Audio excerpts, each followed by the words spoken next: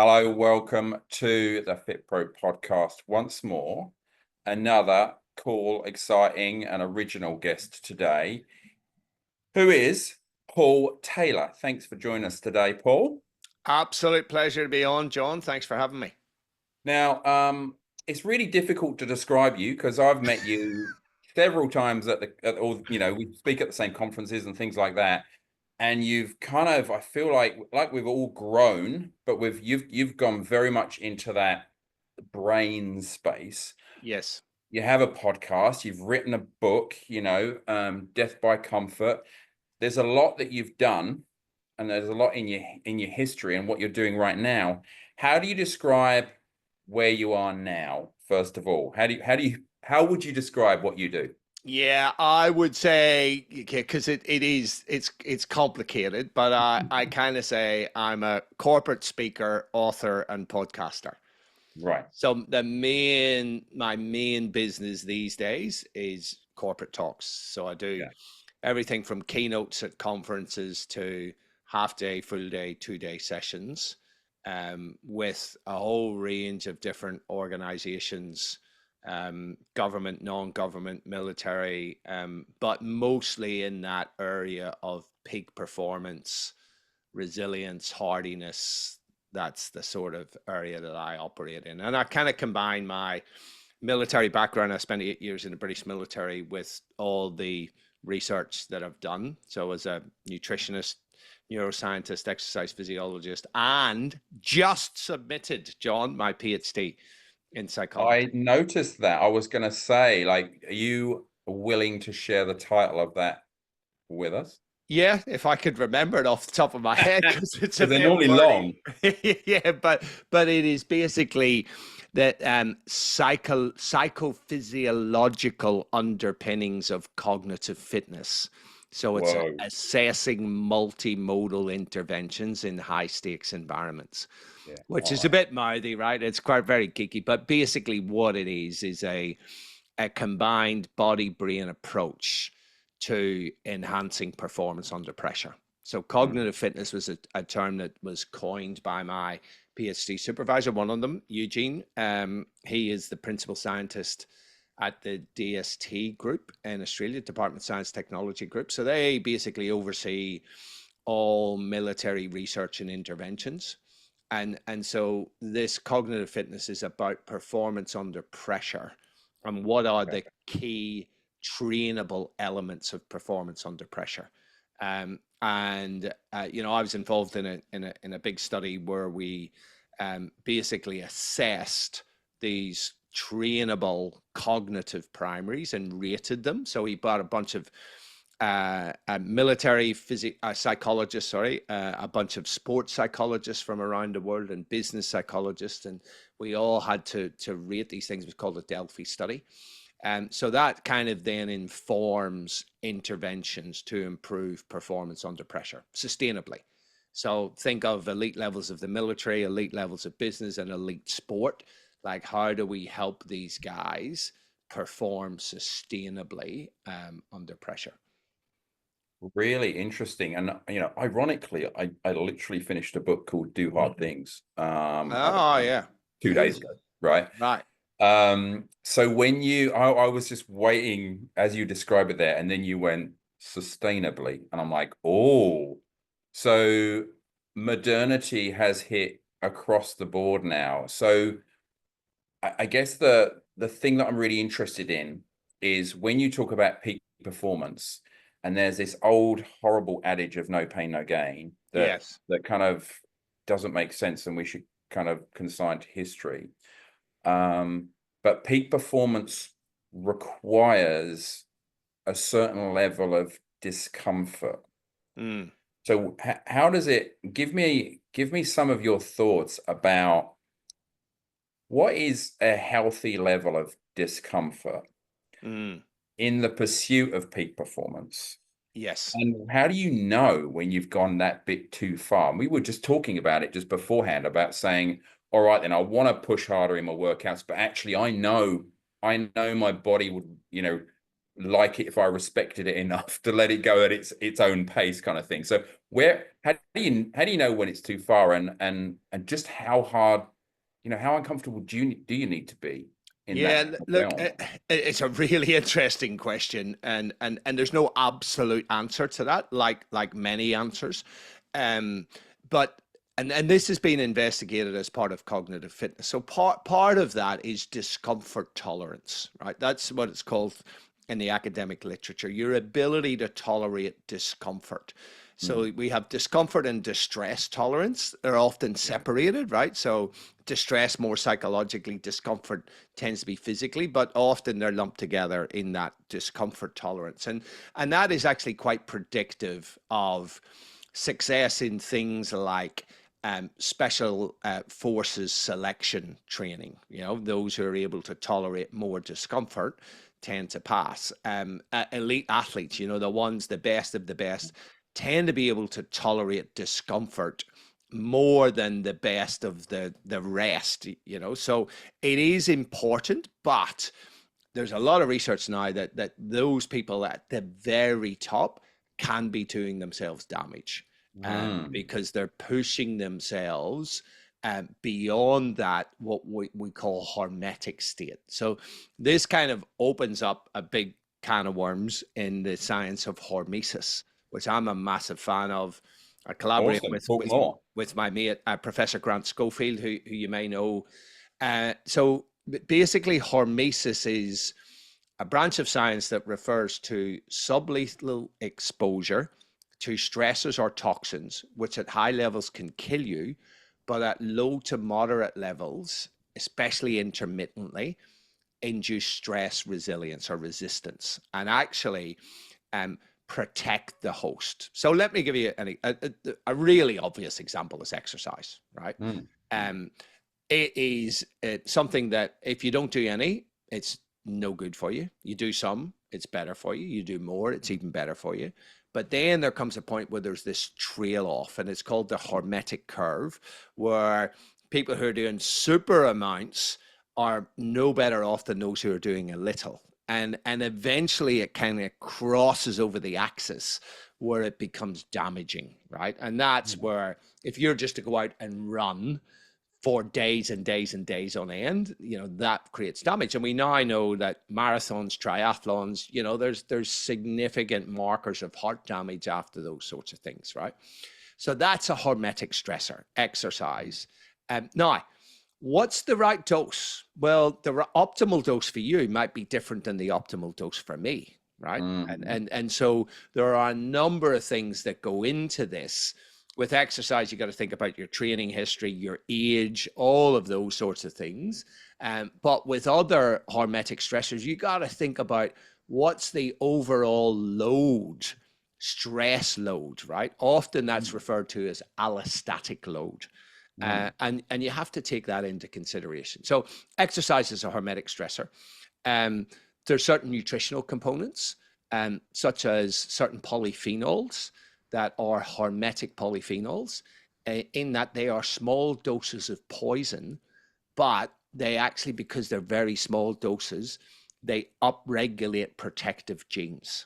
And that actually makes us better because of exposure to that. We now know, for instance, exposure to small amounts of radiation can actually be good for you, depending on your state. There actually have shown now studies in Alzheimer's patients where they've had to have an X-ray of the brain because they didn't want to do it because they're like, well, these patients are not in a great state, but they have an X-ray and then their symptoms improve.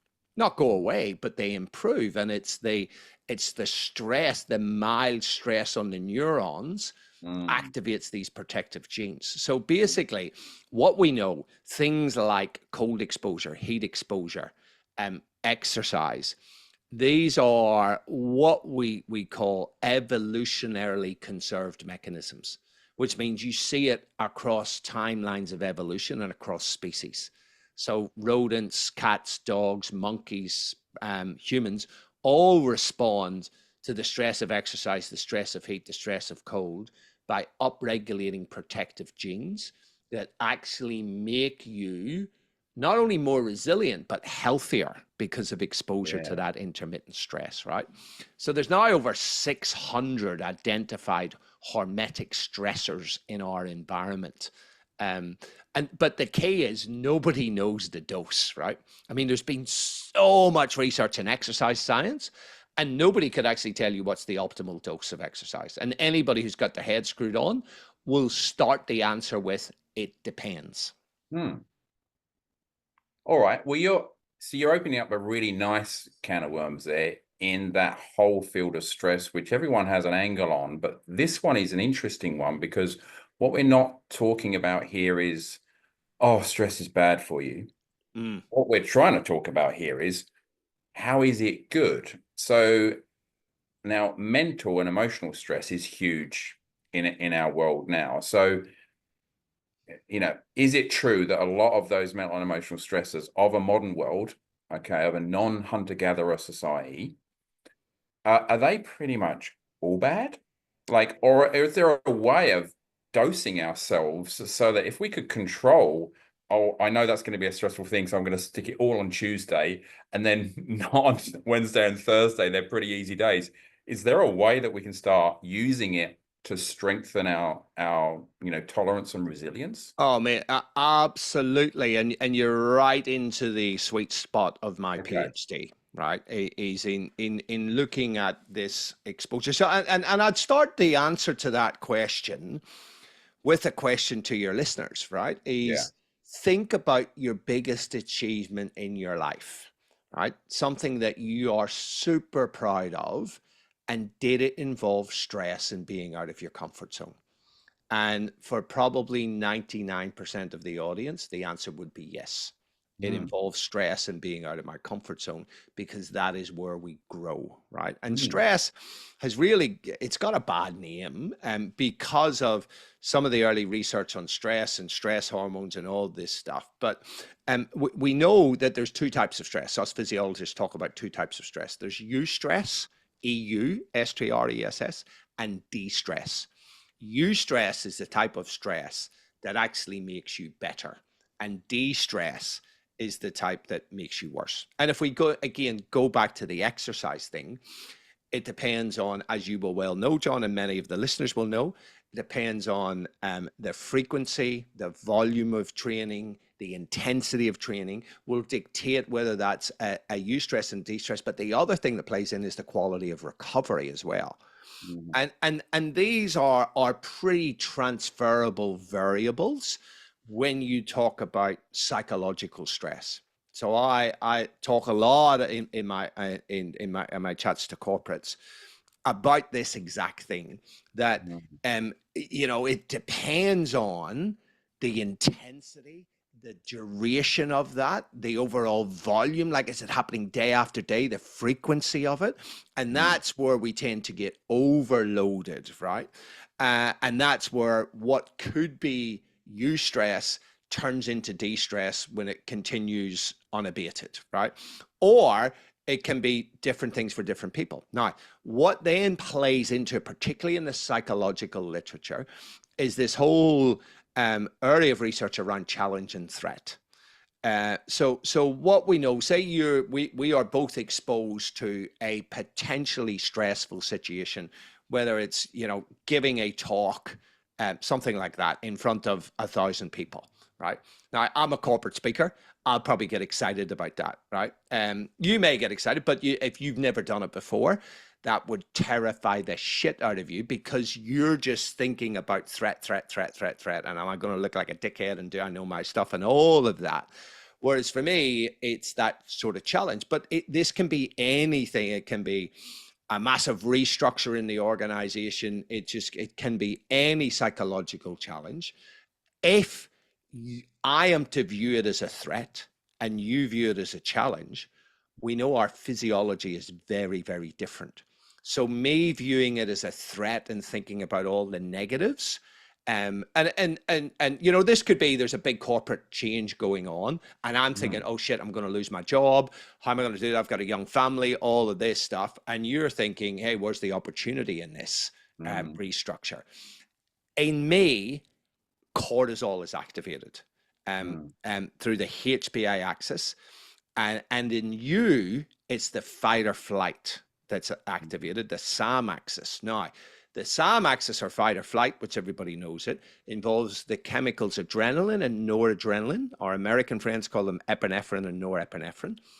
They have a half-life of around a minute. So when that stressful thing is up for discussion, you have a stress response, but yours is a challenge response. And then if you get distracted about something, within a minute, your body is back to homeostasis.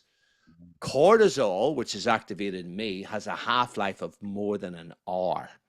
So an hour later, I've still got half that cortisol in my system, right? And I just saw your facial expression, right? It's like, oh, fuck, that's no good.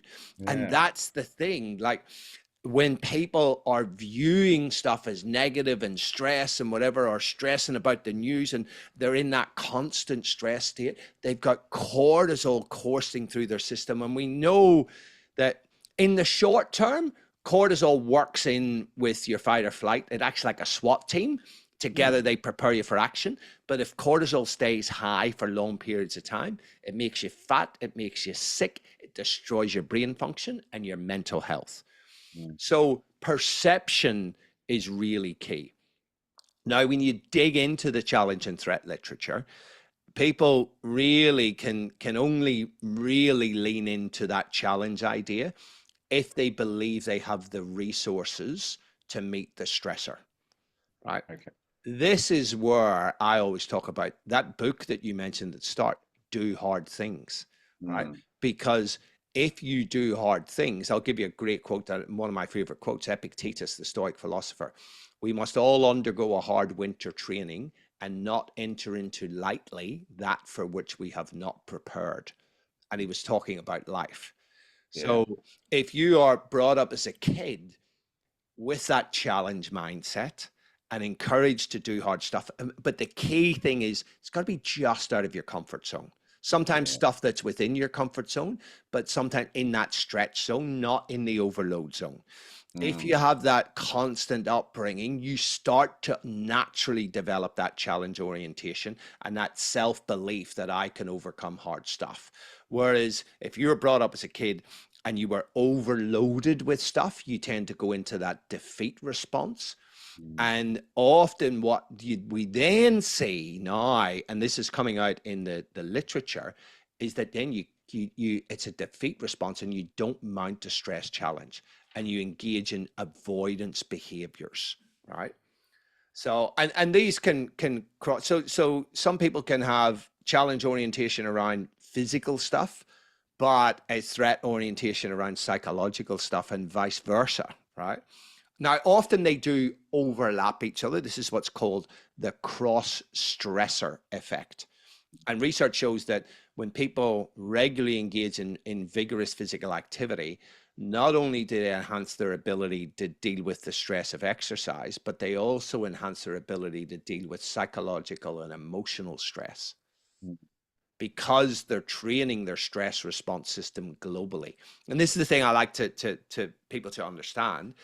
It is the exact same system that is operating when you're exercising as when you're working and when you're emotionally stressed.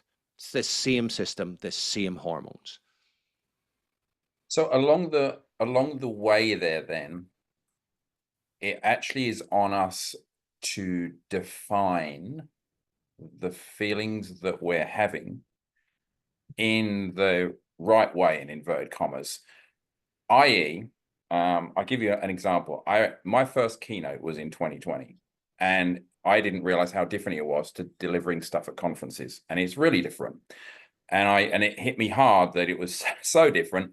So in the 2 weeks running into it, I was just beside myself with it. And what I realized, I went off for a walk, and I'm thinking, I need to think about this really, really differently, because I'm getting so stressed by it. It's kind of cutting off my ability to be creative. And then I realized, I'm like, what else could this feeling mean? And I'm like, well, am I doing something that's kind of like gonna hurt me, gonna damage me? No, I want this thing. I want to do this thing. Okay. So it's not going to kill me. It's not going to damage me, and it's not going to hurt my family. It's actually a good thing, and it's actually something I've chosen. So maybe this feeling isn't overwhelming stress. Maybe this feeling is it's something new, i.e., it's growth. And that's when I got a grip of it. Like I decided to define that feeling, which you could say was fight or flight feeling. That same feeling actually was growth in my case, which was true. Like you have to name it a true thing. So is there this moment where we can pause and go, hang on, what's going on? What is this? Is it a threat? If it's a challenge and we define it, we give it a label that's not stress. Is that really the key to that for people in the same circumstances? One person can go, oh, I'm so stressed, this is overwhelming, it's going to hurt me. And someone else goes, wow, this is a bigger challenge than I'm used to. Where does that defining, that labeling kind of come in? Yeah, look, it depends. So for there it is. There it is again, right? So it really, what we need to understand is that emotions just arise in the brain and are largely dependent on prior experiences, right? And often they tell us porcupines, right? It's something that can be protective, and not in your case here, but just to understand, for people to understand emotions and feelings. And the issue becomes when people live a life that is driven by their emotions and their feelings, and engage in avoidance behaviors that are not helpful in the long run. Now, let's take your situation. You did the perfect thing. You were looking at this and going, actually, is this something I want? What I would, if I was coaching you, would be going, why is that emotion there? What is that emotion telling you? Right? And it's telling you that you care and that you want to do a good job. So it's your body preparing yourself for that, right? And this is sports psychology 101, right? Anxiety is just the same as excitement. It's the same friggin' hormone. It's your interpretation of that, right? And why is it that some people going out to a big, massive sports game, those feelings in the stomach, they actually use them as fuel and realize this is me getting prepared. And then they go into an exam and they friggin' fall apart. It's the same hormones and probably the same intensity. It's the interpretation of the feeling that's really key. So I think one of the things is understanding what's the driver behind it, right? Yeah. Okay. And in your case, it's because you wanted to do a good job, right? And this was important to you.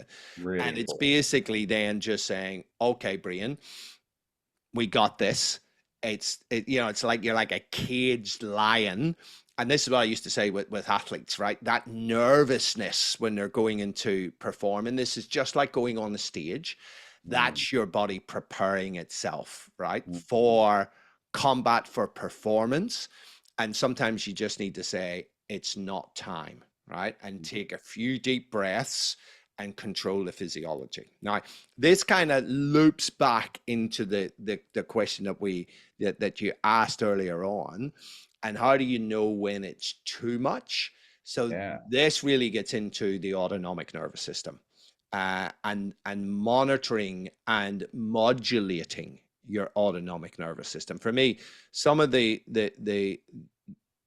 really most interesting and useful stuff that has come out in terms of research is that understanding that everybody can, number one, monitor the activity of their autonomic nervous system, and number two, modulate it. So this gets into the sympathetic and the parasympathetic branches of the autonomic nervous system.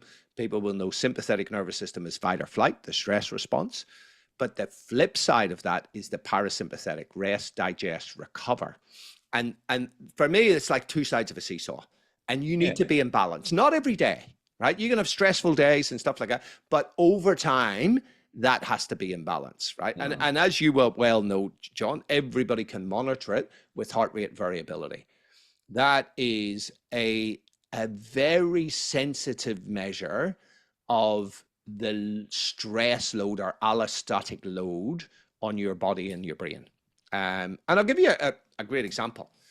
We were talking just before we went on air. I had open heart surgery in January because I went to a mate of mine I play soccer with, who's a cardiologist, and said, "Mate, I want to get a full checkup." He did a checkup and found that I was born with a bicuspid aortic valve. So I had a dodgy valve from birth that I didn't know anything about that would have eventually killed me. So anyway, I had the surgery. But you want to see my heart rate variability chart, right? On my Apple Watch for the last year, it was bopping around, and then it just plummeted. And only now, 10 weeks later, has my heart rate variability recovered, my parasympathetic. And you look at all the research, and it takes months for people to recover after open heart surgery. Because basically, as my surgeon said, you need to think you've been hit by a bus. Yeah. Right? But that was, and just looking at it, you could see it. And as it started to go up, I was feeling better, right? And so it actually mirrored how I'm feeling. So for me, that's a great tool that people can use. And I encourage all of the executives that I work with to just buy, doesn't matter what it is, an Apple Watch, a Whoop Band, an Oura Ring, any of those things, a Fitbit, a Garmin. Actually, Garmin are probably the best in terms of looking at heart rate variability, but I'm just fully into the Apple ecosystem. They all will do a pretty good job of monitoring it, but it's really the trend over time that you're looking at. So people will see if they're training too hard and not recovering enough, the heart rate variability will drop. If they're having a hard week, like I just flew to New Zealand and back to give a talk, my heart rate variability has dropped, and I knew it was. And I woke up tired, and I bet my heart rate variability is low, and yes, it was low. So it's a very sensitive indicator that everybody can use. And you'll find that when you're exercising the right amount, recovering well, eating well, reducing your alcohol, it'll trend up. And if you're stressed corporate and you're working late at night, not sleeping, maybe self-medicating with alcohol, that shit will plunge, right? And if you're overtraining, that will plunge as well. And what I like about that is that you cannot get away from it. Like you cannot lie to yourself with something like that, because that's just data that gives you the truth. That's your nervous system, man. It doesn't tell porky pies. And so when it falls, I mean, some people listening may not realize that when it falls, what that basically means is that your heart rate becomes too regular a rhythm. Metronomic. Yeah. So that's a sign that you are under a lot of stress, you're depleted. And like you say, or you need to take some time to recover. And I reckon that would be a really interesting thing to do, to slap, heart rate variability monitors on, 250 random people, and just go, let's have a look what's going on, and ask them, are they even aware of that? Absolutely. Because then you've got the awareness issue, haven't you? Because you say, oh, I was aware of that. Well, that's because you are a highly aware, being, because you've worked with the staff, you've been in the types of roles that require you to know that you are up to the task in various different areas, arenas. So because you have that personal awareness. But how many people have zero awareness now? Heaps, mate. When I do corporate talks, I say, who monitors the heart rate variability? Generally, it's 5%, I would say, at a rough guess. And I'm like, everybody in this room should be monitoring their heart rate variability and tweaking your behavior accordingly, right? That's the thing, because it's an early warning system of how your body is coping with stress, right? It used to be years ago, I would have executives and go and send them to the doctor to get this whole blood panel, send it off to the States. And they had an allostatic load measure, which was a measure of how your nervous system is dealing with stress. And now you can just look at a friggin' watch. Like, it's amazing. It's on your body. Yeah. Now, just so as people know, so lots of them will actually give you a recovery score, right? Now, the only issue with that is it's proprietary. Like Garmin's got one, Whoop Band's got one, and a few others. And they don't tell you how they do it. Now, it's some sort of combination of sleep and HRV. But the sleep stuff, these watches and bands are nowhere near as good as sleep interpretation as they are of heart rate variability, because heart rate variability is very, very easy to do, even through the light, which is how these things work. Whereas sleep, what they're looking at is they are looking at a number of different things. They're looking at your heart rate and how much you're moving, and maybe one or two other things, and then they're guessing what stage of sleep that you're actually in, right? And they're not particularly good when they're compared to proper sleep studies. And some people then they wake up and they go, oh shit, I only had 20 minutes of deep sleep, and they feel shit. And the research shows, if you take a bunch of people, put them in a lab, they all have the same sleep, 7 hours. You tell half of them it was terrible and half it was good. And then you put them in tests of cognitive performance. The people you said had bad sleep, they perform worse cognitively, right?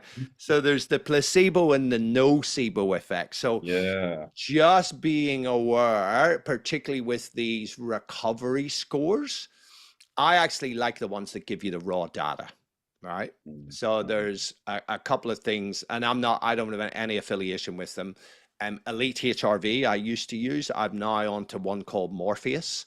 And basically you wake up in the morning, you put a chest strap on, which is more accurate, and you lie there for 2.5 minutes before you get out of bed, and it will give you your waking HRV.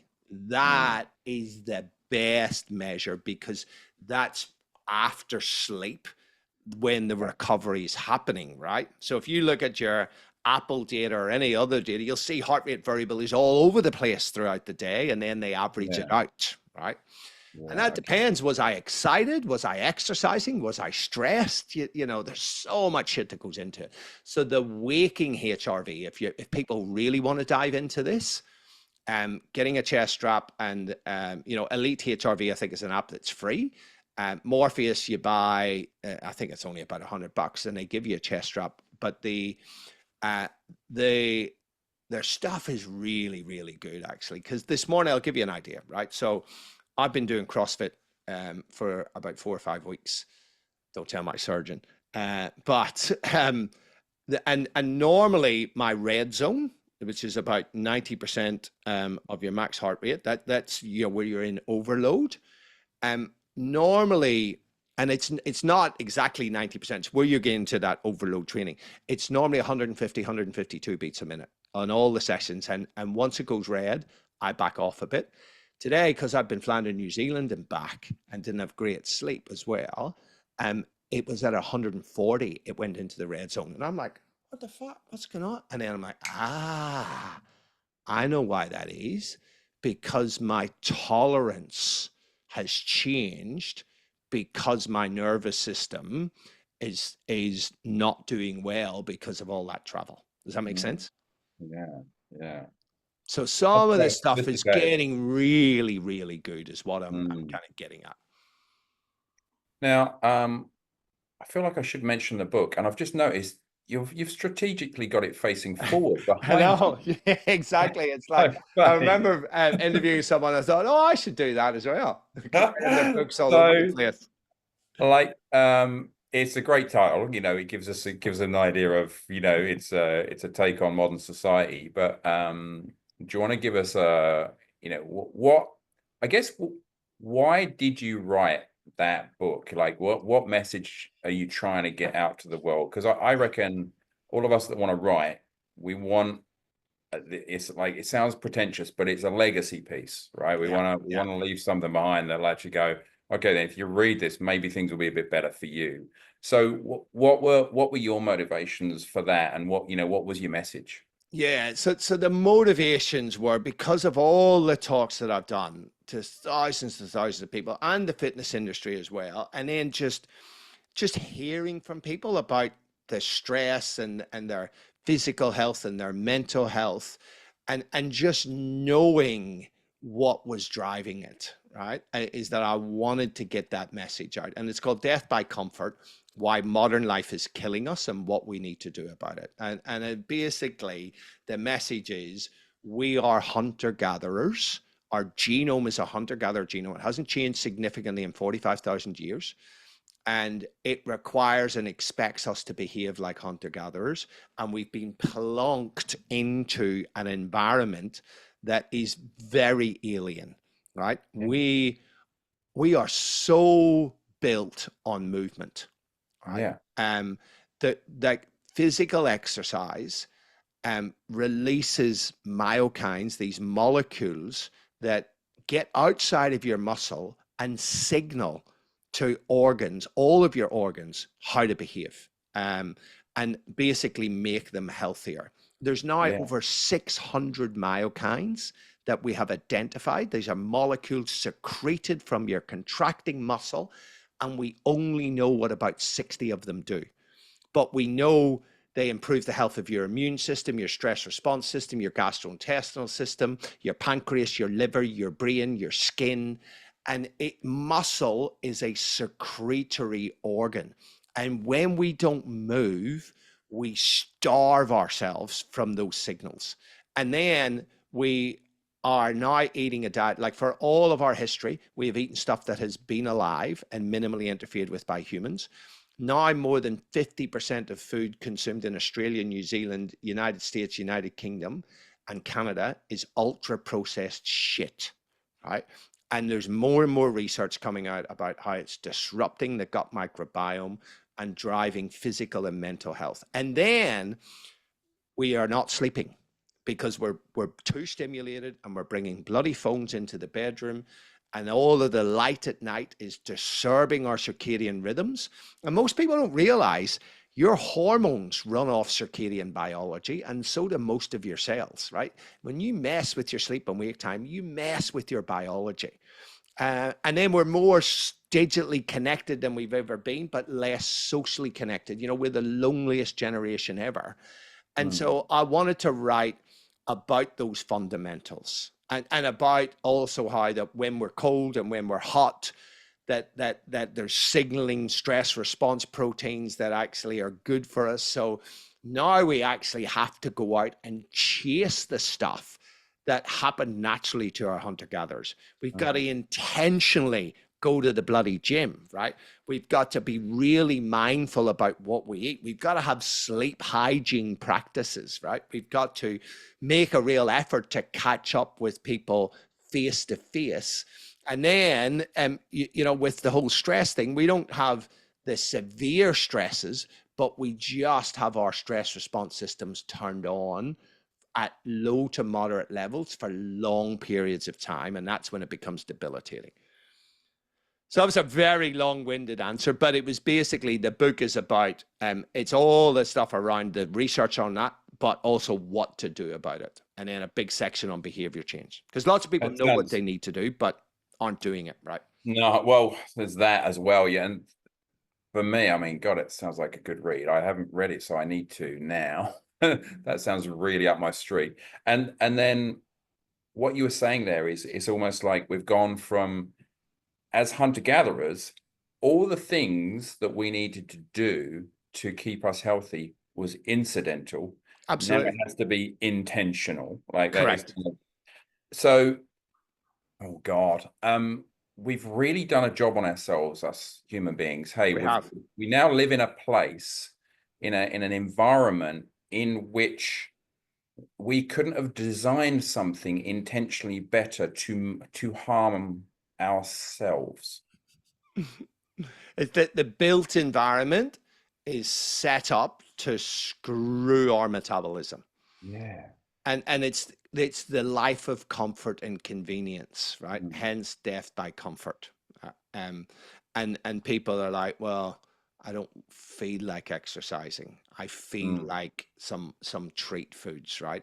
And it's all this feeling. We're living a life of feeling. And when you live a life of feeling, and you have all of this sources of comfort around you, where you can just pick up the phone and get shit food delivered to you without even getting off your arse. The only thing you got to do is go and open the bloody door. Yeah. You know, it's just, and for me, the really scary thing is our kids. And research just come out. I'm writing a new book at the minute, and research just come out the other day, showing that Australian teenagers 46% of them are living with a chronic condition or developmental condition. So they're living with either some sort of physical ailment or ADHD, anxiety, depression. Almost half of all teenagers. And the really scary thing is, if you develop a condition as a teenager, you are much more likely to have it and other incidental conditions, comorbid conditions, later on in life or for the rest of your life. I would love to touch on that with someone who knows as much about the brain as you do. I'd love to touch upon this whole, I feel like we're in a time of diagnoses right now. And we're in a time of over-diagnoses. So there you go. So I said it, mate. I'm happy to say it. Thank you. So here we are, like, and what I want to do is I need to do the disclaimer that, you know, I get that some people have actual conditions, but for me, one might be ADHD, because if you read the list of symptoms for ADHD, I reckon we've all got them, because we are all hyperstimulated, because we live in a world which is almost predisposes the entire population to the ADHD-like symptoms. Absolutely. People have ADHD. I feel like there's going to be a lot of diagnoses out there.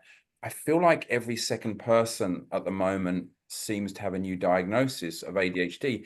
Is it ADHD, or is it they're living in modern world? So let me broaden the conversation. I will come back to the ADHD. Yeah.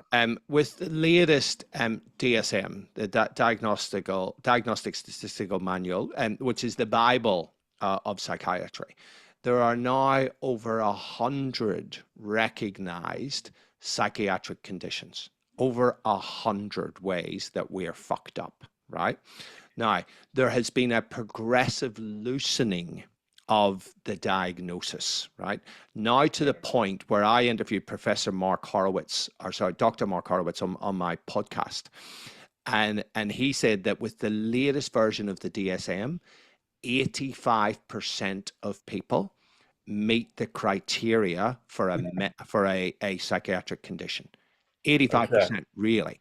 So I have a view that the mental health industry is minting patients. Just like central banks can mint money or print money, we're actually creating them, because we have loosened those diagnoses progressively. And it's not just Mark Horowitz. There's lots of psychiatrists, and even the guy who contributed to writing the DSM-4 is saying, hey, we've gone too far with DSM-5, right?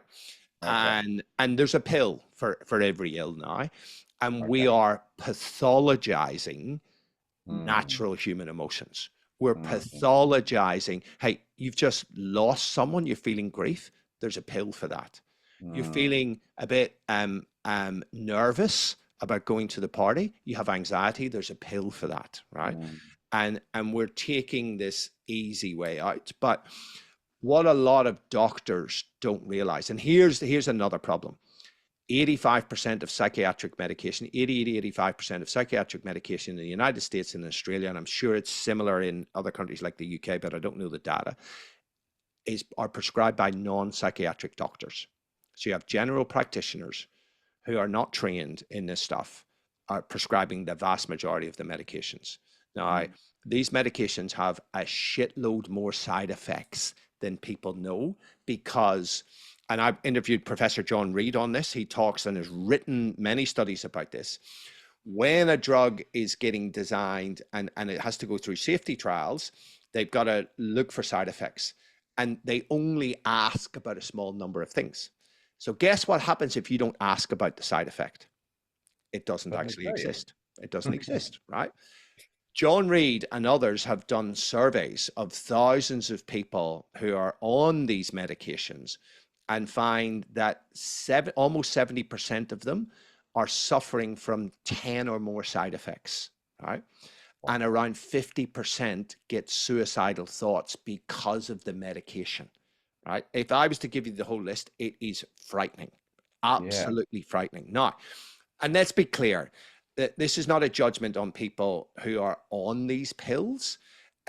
They reckon, and this is that there's now been de-prescribing guidelines, and certain psychiatrists reckon that only about 15% of people who are on the medication should actually be on them, right? And this is an issue because when you're on them, they're really hard to get off, because if you get off them, you often have suicidal thoughts. 50% have suicidal thoughts. Incredible. Right. And so they've now written guidelines about how to de-prescribe. And Dr. Mark Horowitz, who I interviewed, was one of the authors on this de-prescribing stuff. Right. But the thing is, people are not aware, and only less than 5% of people, and in one of John's study, only 1% of people were told about the side effects before they went on the drugs. Right. It is just crazy. We are medicating normal human emotions. We're just pathologizing it. You know, it's friggin' normal if someone dies or you break up to feel sad, right? Cavemen didn't get friggin' pills for that, and they still managed to survive. But this is the thing: we're in this society where it's just quick fix, quick fix, quick fix, and people think, I just need to be on it for a while to take the edge off. And what they don't realize is that often this is a one-way train that is so friggin' hard to get off, right? So that's the issue. And you can't blame the people, and you can't really blame the doctors, because they're just getting the information that has been published by drug-sponsored studies, and they don't have the time to read the real studies from the real people. It's another death by comfort situation. It is. We don't want to be uncomfortable. We don't want to handle these feelings that are uncomfortable. So is there a way that we can help ourselves? Well, there is. You can go the medication route, or you can learn how to manage all of that stuff. It's the same thing that and this is what I say. So if you're a caveman, right, we are biologically wired to seek comfort. Because when life is really friggin' hard, right? You just need to look at what life was like in the 1300s, the 1600s, the 1800s, right? Even before we got to caveman, life was really friggin' hard, right? Yeah. And when life is really hard, of course you should seek comfort, right? So we have that natural thing that all of this stuff makes us feel good. But now that life is not hard, and you're experience acts as a barometer for what hard actually is, right? And when you're brought up in this sanitized world, your view of what hard is very friggin' different than someone who's brought up in a hill tribe in Pakistan, or in the jungles in Africa, or all of our ancestors, right? The barometer of what difficult is has completely shifted. And then we want the easy way out, which is a natural thing. But now we have all this comfort around us, and here's a pill for this and a pill for that and a pill for the other thing. And it's not serving us well. Wow. Again, so what we're doing is, as hunter-gatherer humans, we're reacting to an environment that isn't natural with all these responses. Then the responses are being labeled as wrong, and then we're coming up with something that will make us sicker and shorten our lives in order to not feel this thing that we wouldn't have been feeling in the first place if we were living in any way somewhere towards our natural biology. Oh, I mean, I was just me showing that I've actually understood what you were trying to say there. Yeah, and correctly. And you sort of should have written the back of my book. So now I'd love to just ask you a little bit before we close about, remind everyone actually, what is your podcast called? Very easy. It's just called the Paul Taylor Podcast. Boom. And can you give me an idea of who are the people that have kind of meant that you've changed the way you might have done something, whether it be small or large? You've spoken to a lot of high-level people in their respective fields on your podcast. Yeah. So you go into it knowing a decent amount yourself, and then you learn more from them. Yes. What would be a recent example of something that you've gone, do you know what, I didn't know that, and that's going to alter the way I do this or the way I behave about that? Yeah, I'll give you a very clear one, actually. Interviewing Jenny Brockes, who has written a book called The Natural Advantage, and just all of the research about spending time in nature. And she actually inspired me to then do a chapter on that in my current book. So talking to her a little bit about it has made me go and dig into it deeper. And I'm just like, fucking hell, we are just, we spend 90% of our waking time indoors. And it is completely bonkers. When you look at the plethora of studies of spending time in nature, from physical impacts, changing your microbiome, just spending time in the forest or walking by the ocean actually influences your microbiome in a positive manner.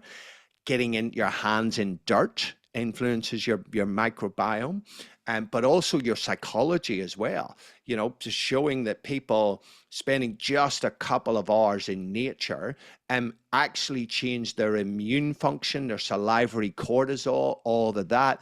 And then digging into the research on grounding, which I used to think was woo-woo bullshit. Then I'm like, fucking hell, this shit is real.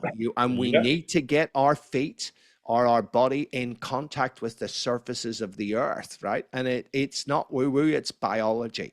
So, you know, lucky enough, I live pretty close to the water. I'm down in the Mornington Peninsula. I live in a lovely area with good, clean air, but and it's reframed my walking the dogs in the morning and the afternoon, right? Because I used to go out and I used to listen to some podcasts. Now I don't put headphones in, and I'm making a point now of taking the dogs out in the morning just before dawn, because that first light, there's so much bird song, including kookaburras, which I just love. When I hear kookaburras, it just gives me a big smile. But just going out and just noticing, seeing the changing of the lights, listening to the bird song and the different birds, and just enjoying my dogs and seeing how happy my dogs are, that has really changed the way that I do it. And I look at this twice a day when I'm here, in the morning and the evening, as an opportunity for me to reconnect with nature, rather than just, oh, I've got to take the bloody dogs out and stick the earbuds in and listen to a podcast. That's really cool. And there's a whole heap of research just around being in natural light at certain times of the day and how that resets you. Like you say, being in nature itself. I've listened to some stuff on, you know, cancer reversal recently, which is honestly, I can't help but think that if some of us were just to do a 3-day fast whilst in nature, with complete disconnection from all digital technology, I feel like people, if you ran a retreat, which was that basic, sleep under a tent, and don't have any technology with you, and do very little, but and just drink, you know, water with a pinch of salt in it for 3 days, I feel like we could cure half the ills that society currently has. Do that once a month. I wonder what kind of high performers we have then. Oh, absolutely. And changing in people's psychology as well, not just the physiology, but the psychology. And the two are intimately linked, your physiology and your psychology. So, you know, we have just gotten so far away from our natural habitat as Homo sapiens. You know, we have turned into Homo florensis. You know, it's these you know, it's just where we are under fluoro lights all of the friggin' time, and we're so far away from the natural state of Homo sapiens, for a lot of us. But the key thing is, you don't need to quit your job and go and live like a hunter-gatherer. it is about, making sure that you're making time for exercise. And especially when you say that you don't have time to exercise, that is when you have to make time for exercise, right? That's when your diet has to be at its best. That's when your sleep hygiene has to be at its best, because you need to recover effectively. And then it's just about taking those little moments to get out into nature. If you're lucky enough to work near a park, go and get your lunch. Have 3/4 of an hour off. Go and eat something and sit in the park and listen to the bird song. But just making sure that we are doing little micro dosing of our natural habitat. I think even if people just regularly, as you know, John, the most important thing in training outcomes is consistency.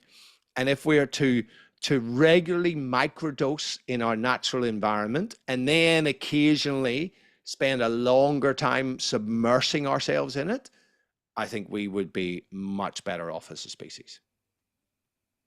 So you've hinted a lot as to where you might answer this type of question that I'm about to ask, but I'd love to know what you're how that would condense. And the question would be, as a final question, what would you say it is that you want for everyone, including yourself? What is it that you want for us all? Because I feel like that would be almost like a central kind of purpose of you right now. It's like, what do you want for yourself and everyone else? How would you describe that? I would want people and myself to live a life that was driven by meaning and values and being useful member of the community, rather than living a life that is driven by feelings. Very interesting. And I've got to do a follow-up question then, because awareness is so driven by feeling. Do you see what I mean? Like, for you to say, I was aware that my heart rate variability would have dropped because of the way that I was feeling. So you've got this awareness, this really sophisticated awareness system, and that's based upon the feelings. Yes. So feelings, what you're saying is, in the hierarchy of stuff, feelings needs to be further down than it currently is for most people. We need what needs to be first and foremost. And this was when I come back, we'll go full circle to that research study that I was involved in around cognitive fitness. We had to rate these cognitive drivers of sustainable performance.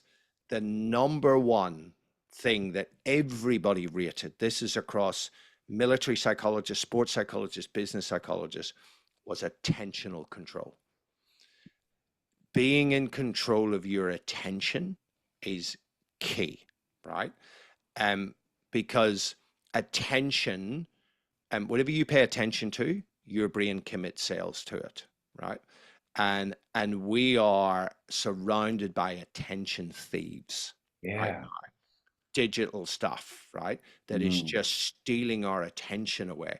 So I'll kind of leave you with it. Japanese psychology, which my wife's a practitioner of. They say that the most important thing in your life that you have control of is the flashlight of your attention, right?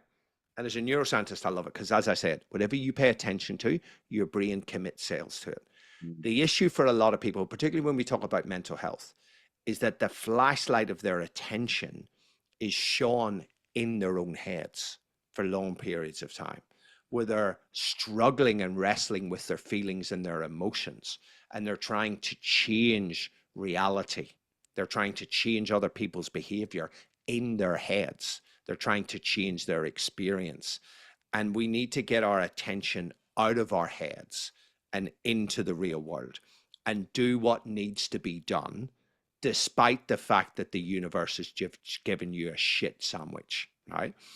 It's living a life of action that is aligned to your values, that will take you towards the person that you want to be, not living a life of feeling that is actually taking you away from the person that you want to be. Beautiful. What a great way to end. Paul, thank you so much for speaking with everyone today. That was just a fascinating conversation. Yeah, my pleasure. And I love it that we had no prep whatsoever and just kicked off with a question and just went down rabbit holes. It's my type of interview. A lot of fun. Thanks, buddy. Pleasure.